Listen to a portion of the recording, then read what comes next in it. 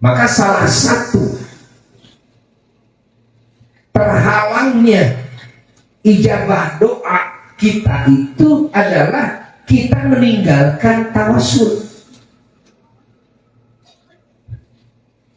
Salah satu faktor penyebab doa-doa kita umat Islam ini jarang terkabul atau tidak terkabul dikarenakan apa? Meninggalkan tawasul. Umat Nabi Musa saja dulu menang perang. Perang itu hal yang besar. Yang dihadapi apa? Kematian. Yang dihadapi keruntuhan, kan? Kehancuran. Agama bisa lenyap. Kalau kaum Yahudi dulu dilenyapkan oleh musuhnya, agamanya bisa lenyap. Tapi ternyata Allah menolong jiwanya, raganya, hartanya, bandanya, negerinya, dan juga kehormatannya, agamanya. Dengan cara apa? Dengan cara mereka bertawasul kepada Allah dengan keagungan Nabi akhir zaman. Bismillahirrahmanirrahim. Assalamualaikum warahmatullahi wabarakatuh.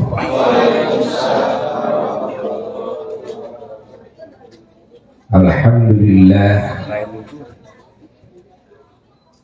alladzi manna alaina wa 'alal mu'minina khassa wa 'alal 'alamina 'ammah.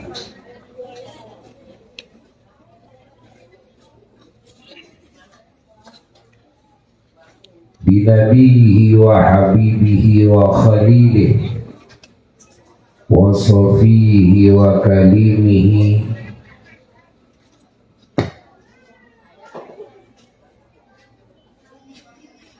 wa khairi khalqihi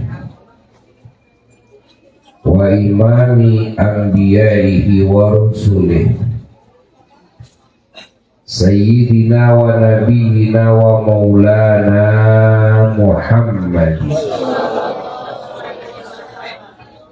Allahumma salli wa sallim wa barik ala Sayyidina Muhammad. Al-Fatih lima ughliq wal khatim lima sabaq, nasiril haq bil haq wal hadi ila siratikal mustaqim. Sallallahu alaihi wa ala alihi wa ashabihi haqqa qadrihi wa miqdarihi al-azim. Wa la hawla wa la quwwata illa billahi al-aliyyil azim. Amma ba'du fa ya ibadallah, usikum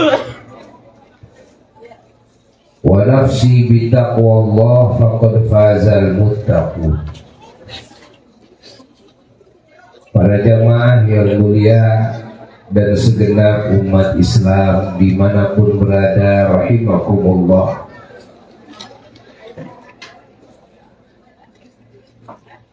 Terkhusus sahibul bait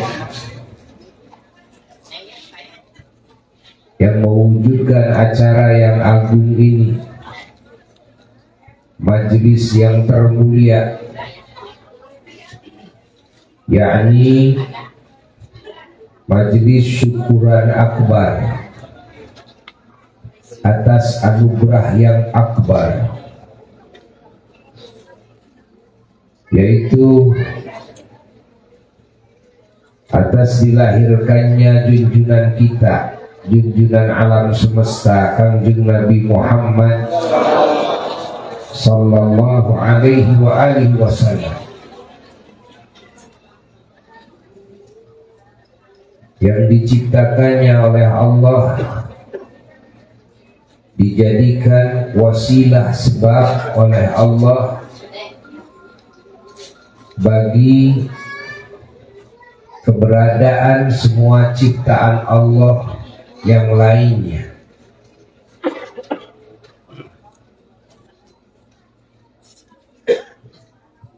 Dan juga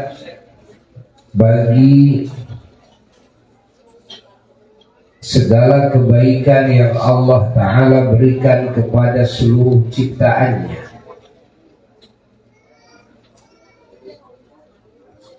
Dan juga bagi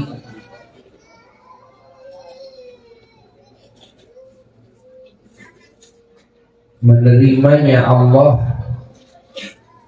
segala amal soleh hamba-hambanya.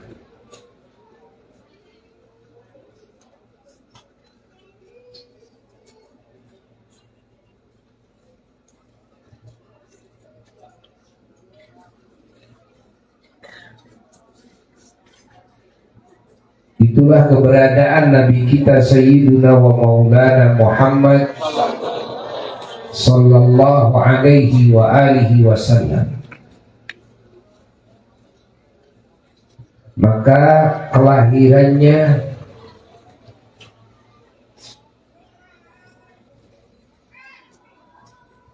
sudah ditunggu-tunggu oleh semua ciptaan Allah, ditunggu-tunggu oleh seluruh para rasul dan seluruh para nabi dan seluruh umatnya di setiap masa. Keunggulannya dalam segala kebaikan,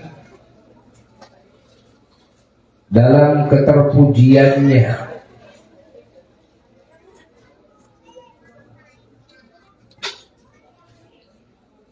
dalam keterdepanannya,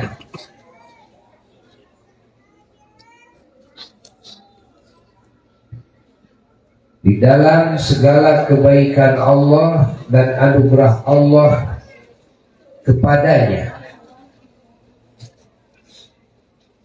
sering dibicarakan oleh para rasul terdahulu dan umatnya masing-masing.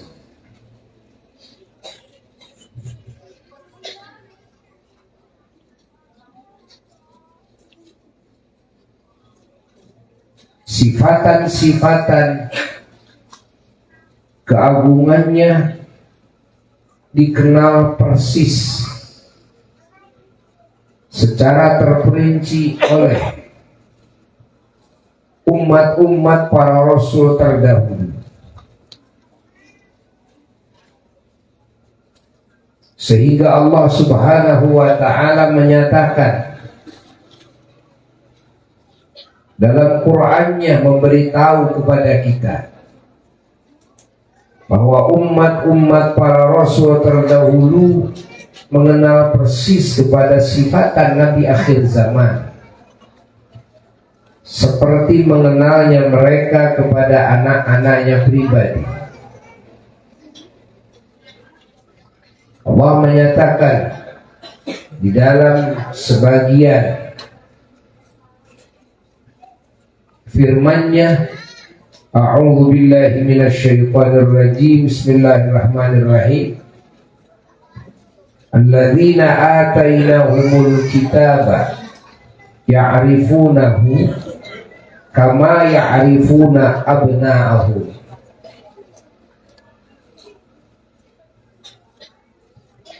Wa inna fariqam minhum la yaqtuluna al-haqqa wa hum ya'lamun.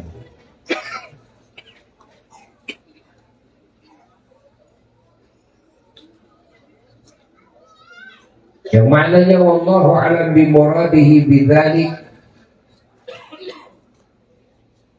bahwasanya orang-orang yang kami kasih Alkitab, baik Alkitab Al-Taurat maupun Alkitab lainnya, ya'rifunahu, mereka mengenal dengan persis secara terperinci kepada sifatan Kangjeng Nabi Muhammad sallallahu alaihi wa alihi wasallam, kama ya'rifuna abna'ahum, seperti mengenalnya mereka kepada sifatan anak-anak mereka sendiri. Wa inna fariqam minhum, dan sesungguhnya sebahagian sekelompok dari mereka layaktumunal haqqa, demi yang sekelompok itu ngumpetin kebenaran. Wahum ya'lamun, sembari mereka tahu kepada kebenaran tersebut, tapi mereka umpeti. Dalam surat lain Allah menyatakan mirip.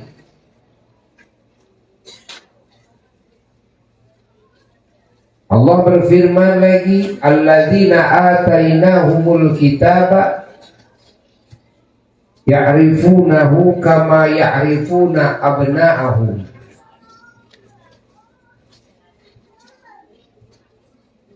Bahwasanya orang-orang yang dikasih Alkitab oleh kami, kata Allah, mereka mengenal persis kepada Kanjeng Nabi Muhammad sallallahu alaihi wasallam seperti mengenalnya mereka kepada anak-anaknya sendiri.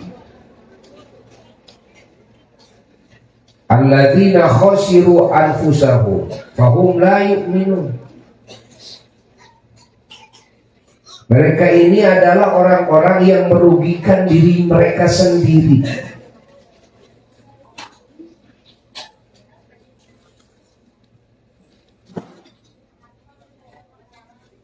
Mereka tidak beriman. Allah tidak rugi ketika mereka tidak beriman kepada Nabi akhir zaman. Nabi pun juga tidak rugi ketika mereka mendustakan kepada kerasulan beliau. Siapa yang rugi? Alladzina khasiru anfusahum. Allah menyebutkan mereka merugikan diri sendiri. Dan mereka tidak termasuk golongan yang beriman.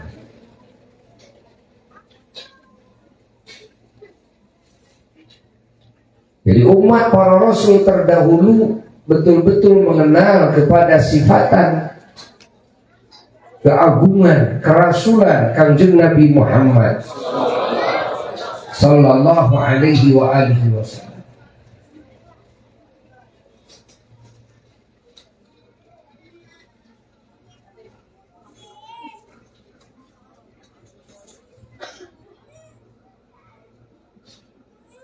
Bahkan mereka kaum Yahudi ketika diperangi oleh musuh-musuhnya, kaum Yahudi dulu selalu menang dalam perangnya setelah mereka mengadakan dulu acara ritual tawassulan sebelum masuk ke medan perang. Tawassul, berdoa bersama dengan keagungan Nabi yang akan diutus di akhir zaman, yaitu Kanjeng Nabi Muhammad sallallahu alaihi wa alihi wasallam.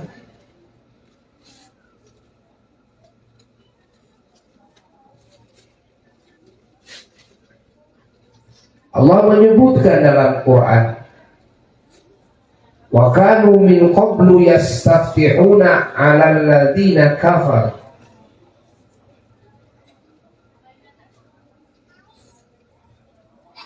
Mereka ingin kemenangan lalu bertawassul dengan keagungan Nabi yang diutus di akhir zaman.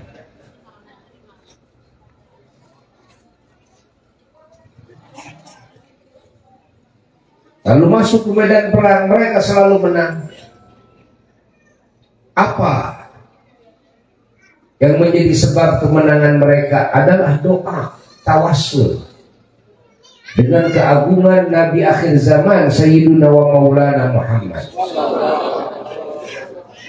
Namun sayangnya, falamma ja'ahum ma'arafu kafaru bihi fala'natullahi 'alal kafirin.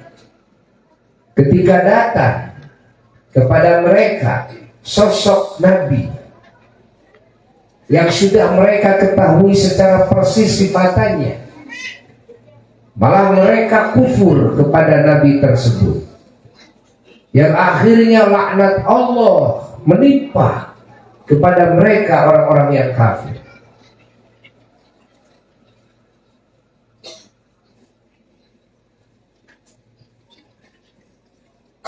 Jadi kita umat Islam sungguh berbahagia ketika kita semuanya dijadikan umat Kanjeng Nabi Muhammad Sallallahu Alaihi Wasallam, yang keagungannya dan kelahirannya sudah dikenal, kerasulannya sudah dikenal oleh semua umat terdahulu. Mereka umat terdahulu mengagungkan Nabi kita, mereka mencintai Nabi kita, mereka merindukan Nabi kita, mereka memuji-muji Nabi kita, mereka bertawassul dalam doanya dengan keagungan Nabi kita Sallallahu Alaihi Wasallam. Walaupun sebahagian ketika Nabi kita muncul di muka bumi ini, sebagiannya kufur.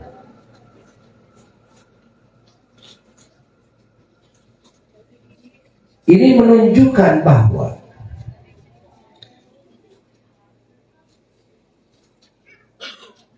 pengagungan kepada Nabi kita Sallallahu Alaihi Wasallam bukan hal baru. Memuji-muji Nabi kita bukan hal baru. Mengungkap sejarah keagungan Nabi kita bukan hal baru. Menceritakan kelahiran Nabi kita bukan hal baru. Buktinya apa? Buktinya dalam Quran Allah sebutkan umat para rasul terdahulu, mereka mengenal persis kepada sifatan Nabi kita, seperti mengenalnya mereka kepada anak-anaknya. Sementara tidak mungkin mereka ujuk-ujuk mengenali sifatan Nabi kita kalau mereka jarang mendengarnya. Kalau keagungan Nabi kita tidak menjadi buah bibir mereka di hari-harinya, ketika mereka bertemu, ketika mereka berkumpul, kita pun yang sering hadir dalam acara maulid, yang sering mendengar tentang Nabi kita, kita pun tidak sampai kepada derajat mengenal persis kepada Nabi kita sendiri seperti mengenalnya kita kepada anak-anak kita. Ini menunjukkan bahwasanya pembicaraan seputar Nabi akhir zaman di zaman dulu itu sudah menjadi konsumsi, ya, umat para rasul terdahulu di setiap harinya, setiap malamnya.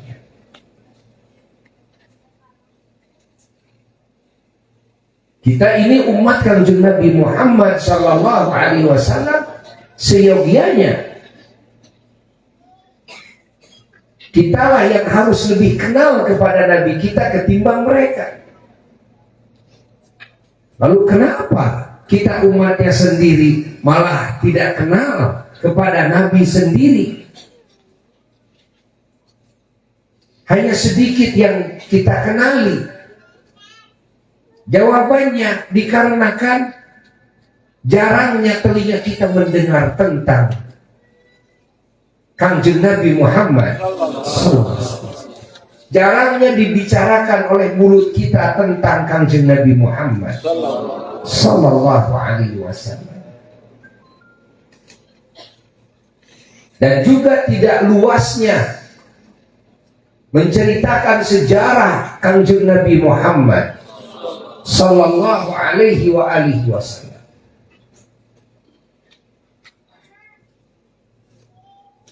Jadi tidak ada cara lain agar kita umatnya bisa sampai kepada derajat ya'rifunahu kama ya'rifuna abna'ahum. Gak ada cara lain kecuali hari-hari kita harus dipenuhi dengan pembicaraan dan dengan pengenalan, dengan pengkajian, dengan mendengar tentang Kanjeng Nabi Muhammad sallallahu alaihi wasallam. Baru dimungkinkan kita bisa sampai kepada derajat ya'rifunahu kama ya'rifuna abna'ahu.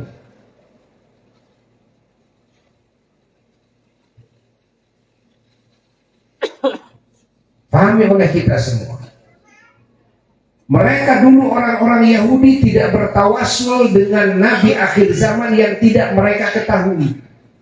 Tapi justru sebaliknya mereka bertawassul kepada Allah dengan keagungan Nabi akhir zaman yang sudah mereka yakini dan mereka ketahui secara persis, secara mendetail.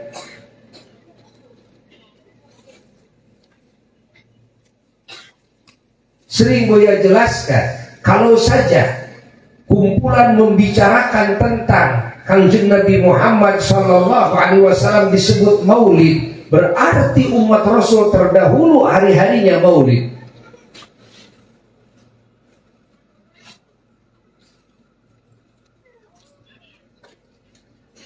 Sehingga saking seringnya mengadakan acara maulid umat Rasul terdahulu dengan Rasulnya masing-masing, sehingga umat para Rasul terdahulu mengenal persis kepada sifatan Nabi akhir zaman.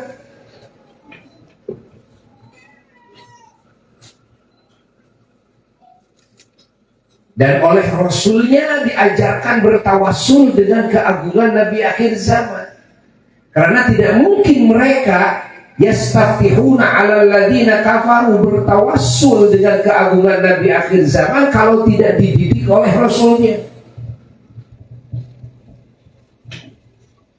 Maka ajaran tawassul itu adalah ajarannya para Rasul.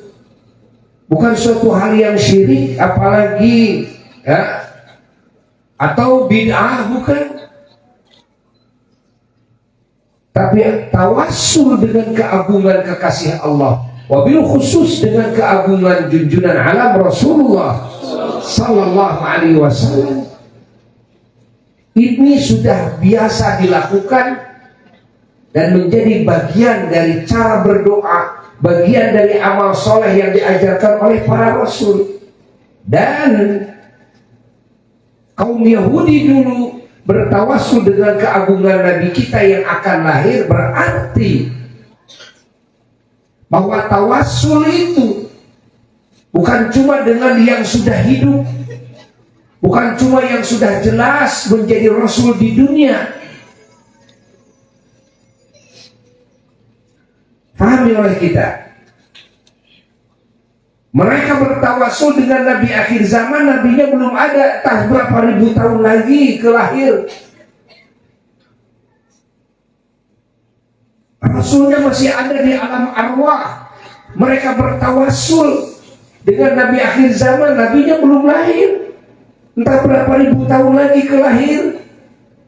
Dan mereka dikabul oleh Allah. Lihat dalam tafsir-tafsir Quran tentang sejarah tawassulnya kaum Yahudi dulu dengan keagungan Nabi kita Sayyidina wa Maulana Muhammad sallallahu alaihi wasallam. Apalagi kita, nabinya saja sudah lahir dan kita sebagai umat. Umat Nabi Musa saja bertawassul dengan keagungan Nabi kita. Kenapa kita sebagai umatnya tidak? Maka salah satu terhalangnya ijabah doa kita itu adalah kita meninggalkan tawassul. Salah satu faktor penyebab doa-doa kita umat Islam ini jarang terkabul atau tidak terkabul dikarenakan apa? Meninggalkan tawassul. Umat Nabi Musa saja dulu menang perang. Perang itu hal yang besar. Yang dihadapi apa? Kematian. Yang dihadapi keruntuhan, kan? Kehancuran. Agama bisa lenyap. Kalau kaum Yahudi dulu dilenyapkan oleh musuhnya, agamanya bisa lenyap. Tapi ternyata Allah menolong. Jiwanya, raganya, hartanya, bandanya, negerinya, dan juga kehormatannya, agamanya. Dengan cara apa? Dengan cara mereka bertawassul kepada Allah dengan keagungan Nabi akhir zaman. Maka Buya sering menjelaskan kepada umat Islam, ayo belajar dalam berdoa, sering bertawassul dengan keagungan baginda Rasulullah.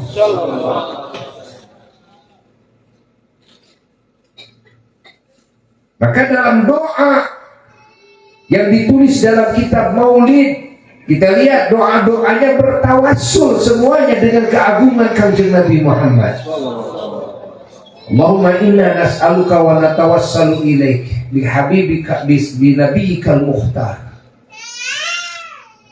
Ya Allah, aku memohon kepadamu dan bertawassul kepadamu dengan keagungan nabimu yang terpilih. Yang tadi disebutkan dalam doa kubulan. Kubulan itu doanya adalah doa tawassul.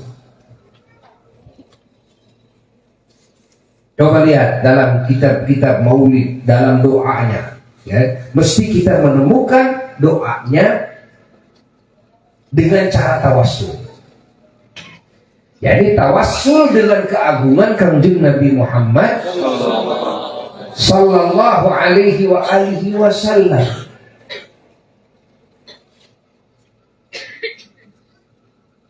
Saking agungnya Kanjeng Nabi Muhammad sallallahu alaihi wasallam di sisi Allah Jalla Jalaluhu wahdah, sehingga doanya orang-orang yang bertawassul dengan keagungannya dikabul oleh Allah.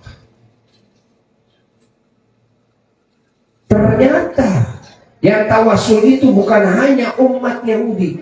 Di dalam sebagian riwayat Nabi Musanya sendiri juga bertawassul. Ya memang Nabi Musa yang ngajarinya juga. Masa umatnya langsung belajar bisa bertawassul ya tanpa diajari oleh Rasul? Ternyata begitu diteliti, Nabi pertama, Rasul pertama yang turun ke bumi, beliaulah Nabi Adam alaihissalatu wassalam yang pertama kali yang bertawassul dengan keagungan Kanjeng Nabi Muhammad sallallahu alaihi wasallam, sehingga ahli hadis menuliskan riwayat ini sehingga babnya dikhususkan babu tawassuli Adam. Bab tawassulnya Kanjeng Nabi Adam alaihi salatu wassalam dalam doanya dengan keagungan Nabi akhir zaman ini.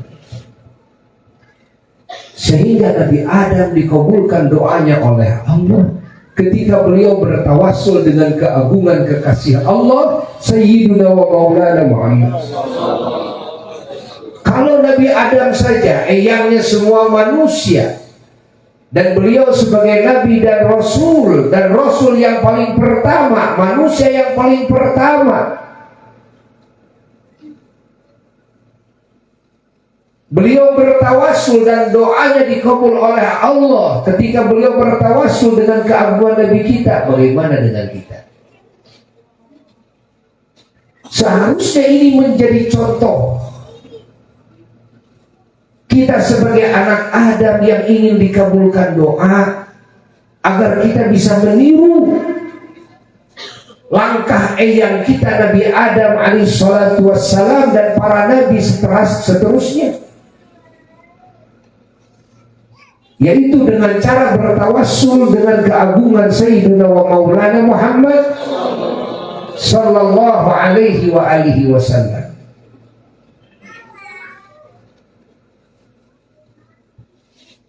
Para jemaah sekalian, maka kita semuanya wajib bersyukur kepada Allah. Tatkala Allah Subhanahu wa ta'ala menjadikan kita sebagai bagian daripada umat Kanjeng Nabi Muhammad sallallahu alaihi wa alihi wasallam, yang keagungan kelahirannya sudah disohorkan dari dulu.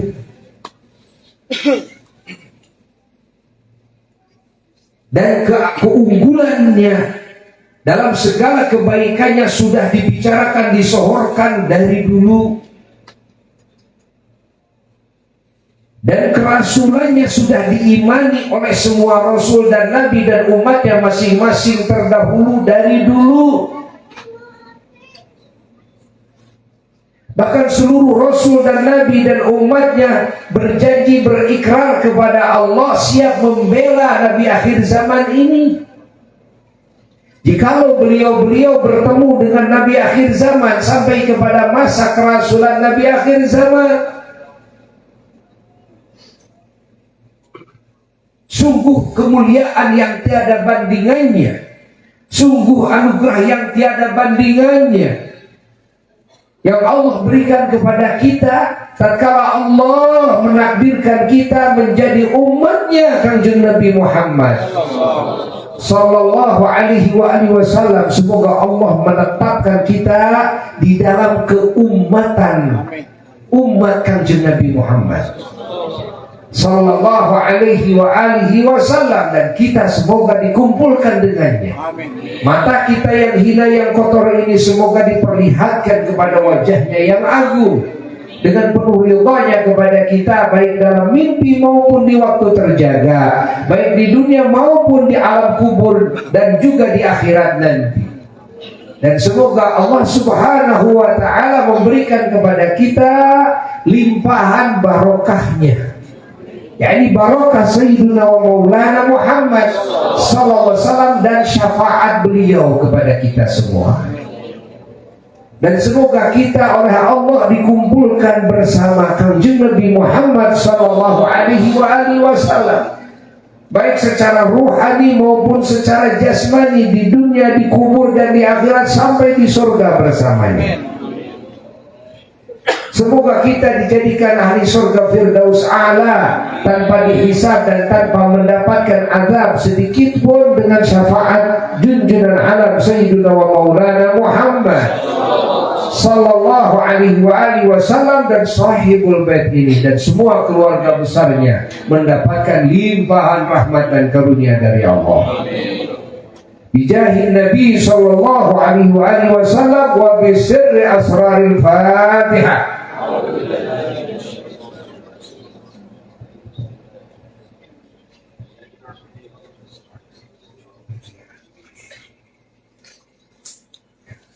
Sekian dari Buya. Mudah-mudahan kalimat ini manfaat dan barokah bagi semuanya. Wassalamualaikum warahmatullahi wabarakatuh.